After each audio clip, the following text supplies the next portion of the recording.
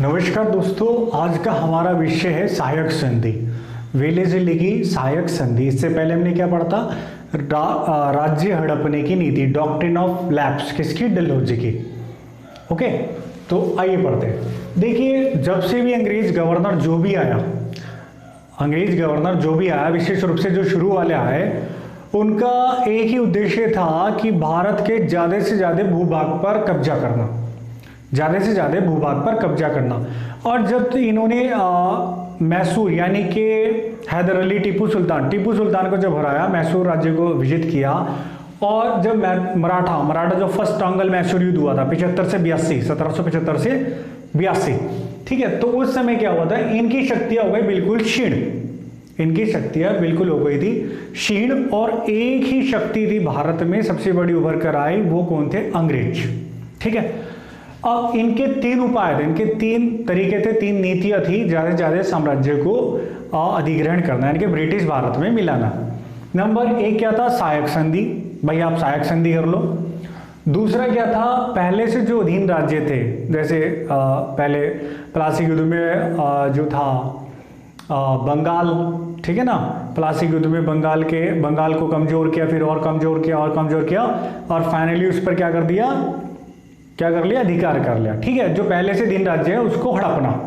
Okay, और तीसरा था खुला युद्ध। या तो सहायक संधि कर लो, हड़प लो, और अगर कोई कुछ नहीं मान रहा तो क्या कर दो? युद्ध कर दो। ठीक है, हम बात करते हैं सहायक संधि। वास्तव में जो सहायक संधि का जो नीति थी, जो इसका उद्भव किया था, वो किया था डुप्ले ने। किसने किया था? डुप्ले ने। और डुप्ले जो था फ्रांसीसी गवर्नर था, हम पढ़ चुके हैं। ठीक है, जब फ्रांसीसी हमने पढ़ा था, तो डुप्ले की नीति थी वास्तव में। लेकिन भारत में जो इम्प्लीमेंट किया वो किसने किया? वेलेज़ली ने। किसने? वेलेज़ली। और वेलेज़ली आया 1798 से 1805 तक रहा है, 98 से 5 तक। ठीक है जी। और जो ओंगल मैसूर युद्ध हुआ था 99 वाला, यानी कि टीपू सुल्तान के साथ हुआ था ना, जब वो अपने जो द्वार पर, जो उसके राज्य का द्वार था, उस पर शहीद हो गया था, तो वो किसने पराजित किया था उसको? वेलेज़ली ने। कौन? वेलेज़ली ने। ठीक है जी। तो 99 में हुआ, 98 में ये आया था। ये किसकी थी? डुप्ले की थी, लेकिन इंप्लीमेंट किसने किया? यस, वेलेज़ली ने किया, अंग्रेजों ने किया। अब सहायक संधि में एक्चुअल में होता क्या था? हमने कई बार पढ़ा, आपने कई बार पढ़ा होगा किसकी है? वेलेज़ली की है। ठीक है, मोटे मोटे तौर पर भी पता होगा कि राज्यों का अधिग्रहण कर लिया, लेकिन थोड़ा सा गहराई में पढ़ते हैं। एक बार समझ लोगे, जिंदगी में कभी नहीं भूलोगे, शायद ही कभी रिवीजन करने की आवश्यकता हो। अब सहायक संधि में क्या होता था? जो छोटे राज्य थे तो उनको ये क्या बोलते थे? भाई सहायक संधि कर लो। ठीक है, अब इसमें क्या होता था? आपको एक ब्रिटिश सेना रखनी होगी, ये एक जो ब्रिटिश रेजिडेंट मतलब एक ब्रिटिश अधिकारी रहता था उस राज्य में, और उसके अधीन एक बड़ी सेना रखी जाती थी। किसके लिए? उसकी रक्षा के लिए। कहने के लिए क्या थी? अंग्रेज आपके दुश्मनों से आपकी रक्षा करेंगे, इसलिए हम सेना रख रहे हैं। ठीक, लेकिन और फिर इसका क्या है? खर्चा उठाना पड़ता था, इसका खर्चा, और अंग्रेज अपना खर्चा और बढ़ाकर बताते थे। अब इसके लिए क्या है? या तो वार्षिक अनुदान देते थे, एक मुश्त राशि दे दी, या अपने राज्य का कुछ भाग दे दिया, या आधा भाग दे दिया, कितना भी अपनी हैसियत के हिसाब से।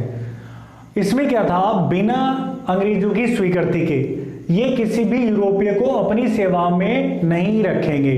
अंग्रेजों के अलावा कोई भी यूरोपियन नहीं रखा जाएगा, क्योंकि उनको पता था इनका तोड़ एक ही के पास है, दूसरा यूरोपियन के पास, भारतीयों के पास नहीं। किसके पास है? दूसरे यूरोपियनों के पास। उनको पता है इनको कैसे कराना है। ठीक है, और तीसरा क्या था? बिना स्वीकृति के किसी दूसरे भारतीय शासक से वार्ता भी नहीं करेंगे। पहले क्या था? जैसे अपने पड़ोसी से लड़ाई कर रहे हैं, या संधि कर रहे हैं, मित्रता कर रहे हैं। ठीक है, अब बिल्कुल भी खत्म, यानी कि उनकी जो विदेश नीति थी वो बिल्कुल खत्म। और बदले में क्या थे? ये अंग्रेज आपके दुश्मनों से आपकी रक्षा करेंगे। ये बातें उसमें सहायक संधि में होती थी।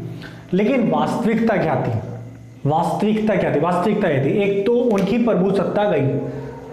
भाई अगर आप अपनी मर्जी से कहीं आ नहीं सकते, जा नहीं सकते, कुछ खा नहीं सकते, पी नहीं सकते, कहीं घूम नहीं सकते, कोई बात नहीं कर सकते, किसी से दोस्ती नहीं कर सकते, तो इसका मतलब है आपकी प्रभुता, यानी कि आप खुद के मालिक नहीं रहे। ओके, यानी कि प्रभुता आपकी गई। दूसरा, अंग्रेज क्या करते थे, जो रोजमर्रा के प्रशासन के कार्य थे उसमें भी टांग अड़ाते थे, उसमें भी टांग, यानी कि प्रशासन भी सुचारू रूप से नहीं चलने देते थे। अब इससे क्या हो रहा था, राज्य धीरे धीरे अंदर से कमजोर होता जा रहा था, खोखला होता जा रहा था, ठीक। और सहायक सेना का जैसे खर्चे बहुत ही ज्यादा था, आधा राज्य या वार्षिक अनुदान। अब इससे क्या हो रहा था, जब कुछ करने नहीं दे रहे हैं, ठीक है, नीतियां नहीं बनाने दे रहे हैं, ऊपर से परेशान कर रहे हैं, दखल अंदाजी कर रहे हैं, तो अर्थव्यवस्था धीरे धीरे हो गई चौपट। अब अर्थव्यवस्था चौपट का मतलब है किसका नुकसान हुआ, गरीब जनता का। किसका, गरीब जनता। जनता जो है धीरे धीरे और गरीब होती गई। अब एक चीज और था, जो भी इनके अधीन पहले जो सेनाएं थी, जो राज्यों की अपनी सेनाएं थी, या तो उसको पूरी तरह भंग कर दिया जाता था, या फिर आंशिक सेना छोड़कर बाकी सारी सेना को भंग कर दिया जाता था। इसका मतलब है कि जो बाकी उसके अधिकारी थे या जो सैनिक है वो भी बेरोजगार हो गए, ठीक है जी। और सबसे बड़ी बात क्या थी, राजा को जनता का कोई डर ही नहीं था, क्योंकि अंग्रेजों ने तो बोला था हम आपकी रक्षा करेंगे, ठीक है जी। तो उनको करने कुछ दे नहीं रहे, और वो भी क्या हो गया, लापरवाह हो गया। अब वो भी क्या करने लगा, ऐश करने लगा, याशी करने लगा, यास बन गया। अंग्रेजों ने बना दिया जबरदस्ती उसको। आगे, अब इसमें जो सबसे बड़ा लाभ हुआ वो क्या हुआ, अंग्रेजों को हुआ। किसको हुआ, अंग्रेजों को। क्या हुआ, एक तो ये बड़ी बड़ी सेनाएं रखने में सक्षम हो गए। क्यों, खर्चा कौन उठा रहा है, वो सेना का खर्चा कौन उठा रहा है, राज्य के शासक, ठीक है, जिनसे सहायक संधि की है। बड़ी सेना रख सकते थे, और जब बड़ी सेना हो गई इसका मतलब दूर दूर तक अटैक कर सकते थे। दूर दूर तक अटैक मतलब पूरा दक्षिण में, मैसूर तक पहुंच जाओ, बिल्कुल दक्षिण में, उधर अफगानिस्तान तक पहुंच जाओ, ओंगल अफगान युद्ध हुआ है, पता है आपको, ओंगल अफगान युद्ध हुआ है अफगानिस्तान तक। इधर बर्मा तक ओंगल बर्मा युद्ध भी हुआ है, इधर नेपाल भी ओंगल नेपाल युद्ध भी हुआ है, ठीक है, संगोली की संधि जिसमें हुई है। तो पूरे चारों तरफ इन्होंने पूरा सीमाओं से बाहर भी अटैक करनी शुरू कर दी भारत की, ओके जी। और सबसे बड़ी बात, जब चाहे राज्य को अयोग्य घोषित कर दिया, क्योंकि तो पहले ही बेकार हो गया, ठीक है, निष्क्रिय हो गया, तो राज्य को अयोग्य घोषित कर दिया, और उसको कभी भी ये उसको हड़प सकते थे। ये एक तरह की ऐसी संधि थी, आप इसको मोटी साधारण भाषा में ऐसे समझ सकते हैं। समझिए आपके घर में एक बड़ा गुंडा आ गया, गुंडा बदमाश आ गया, और आपको कह रहा है आपको किसी से बात नहीं करनी है, बाहर नहीं जाना है, मिलना नहीं है, और अपने आप आराम से बेड पर बैठा है, टीवी देख रहा है, जो मर्जी खा रहा है, ठीक है जी, और आपको कुछ करने नहीं दे रहा, उल्टा अपनी सेवा में काम बता रहा है, भाई मेरे लिए ये बना कर लाओ, मेरे लिए पकौड़ी लाओ, मेरे लिए समोसे लाओ, ठीक है। और फिर आपको ये कह रहा है कि मैं आपकी, अगर आपको कोई मारने आया, मैं आपके दुश्मनों से रक्षा करूंगा। तो ये समझिए अंग्रेज क्या थे, एक तरह के बड़े गुंडे थे, और हमारे घर में घुस गए, और उसी को बोल रहे हैं कि हम आपकी रक्षा करेंगे, ठीक है ना, ऐसी स्थिति थी। अब सबसे पहला जो राज्य था सहायक संधि करने वाला, वो था हैदराबाद। 1798 में हैदराबाद ने की, ठीक है जी, 1798 में किसने की, हैदराबाद ने की। और फिर किसने की, 99 में क्या हुआ, ओंगल मैसूर युद्ध हुआ, टीपू सुल्तान शहीद हो गया। फिर क्या है, अडियार वंश के एक शासक को बिठा दिया, और उससे कर ली सहायक संधि, ठीक है जी। तो ये ध्यान रखना, सबसे पहला जरूर आप ध्यान रखना हैदराबाद। और जो डॉक्ट्रिन ऑफ लैप्स, यानी कि राज्य हड़पने की नीति, ठीक है, यानी कि जिसमें बच्चे को अगर गोद लेंगे तो आप उसको अपना शासक नहीं बना सकते, उत्तराधिकारी नहीं बना सकते, ये नीति इंप्लीमेंट करने वाला या लागू करने वाला, या जिस राज्य पर लागू किया वो कौन सा था, सतारा, ठीक है, 1848 में। वहां है सतारा, राज्य हड़पने की नीति, डॉक्ट्रिन ऑफ लैप्स जिस पर लागू हुई, सतारा, क्योंकि डलहौजी बाद में आएगा ना, 1848 में सतारा। और यहाँ क्या है, हैदराबाद, वो है सतारा, ये है हैदराबाद, ध्यान रखना। 1848 में सतारा, राज्य हड़पने की नीति, यह सहायक संधि हैदराबाद। तो दोनों में कंफ्यूज होने की बिल्कुल भी जरूरत नहीं है, ओके। उसके बाद इन्होंने मैसूर, और एक में इन्होंने की अवध से सहायक संधि। अवध जब हमने पढ़ा था उत्थान पतन तो बता था, तो एक में अवध से सहायक संधि की, और एक में ही कर्नाटक से। अवध ने तो इसको आधा राज्य दे दिया, हैदराबाद ने इसको एक भाग दे दिया। तो हैदराबाद याद कर लेना जरूर आप, ओके। 98 में हैदराबाद, 99 मैसूर, एक, और एक में अवध और क्या, कर्नाटक। तो ये सहायक संधि थी। तो छोटे 2-4 क्वेश्चन पूछता हूं मैं आपसे।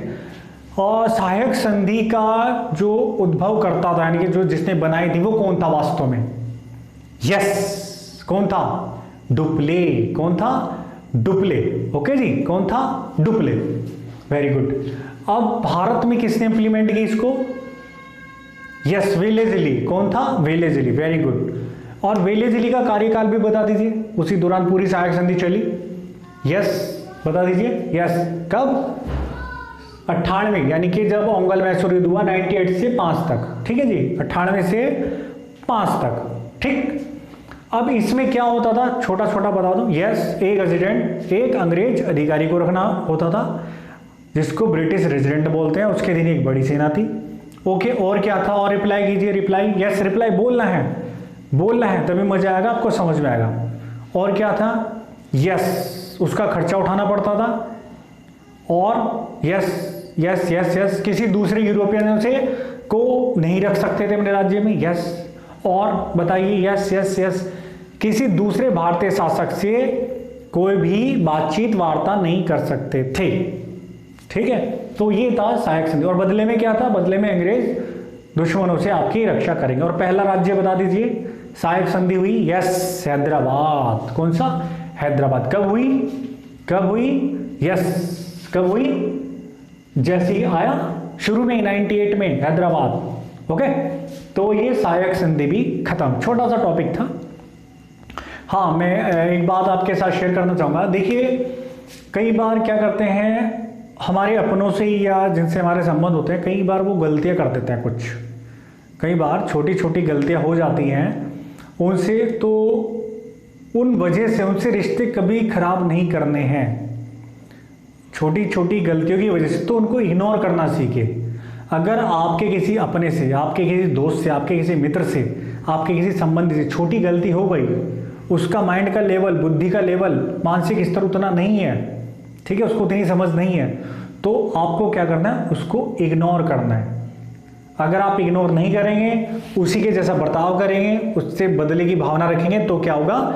आपका रिश्ता उससे हो जाएगा खत्म या कमजोर हो जाएगा बहुत। और एक बार किसी से भी रिश्ता खत्म हो गया, कमजोर हो गया, तो दोबारा वो जुड़ना बहुत ही बहुत बहुत बहुत मुश्किल होता है। तो अपने जो आपके दोस्त हैं, आपके रिश्ते हैं जिनसे भी, तो कोशिश करिए उन जो भी छोटी छोटी गलतियां, ठीक है, उनको इग्नोर करना सीखे। ठीक है, बस यही आपसे मेरा कहना था। तो इस वीडियो का समापन करते हैं, नेक्स्ट वीडियो में मिलते हैं, नेक्स्ट विषय के साथ मिलते हैं। तो इसके साथ नमस्कार, जय हिंद, जय भारत।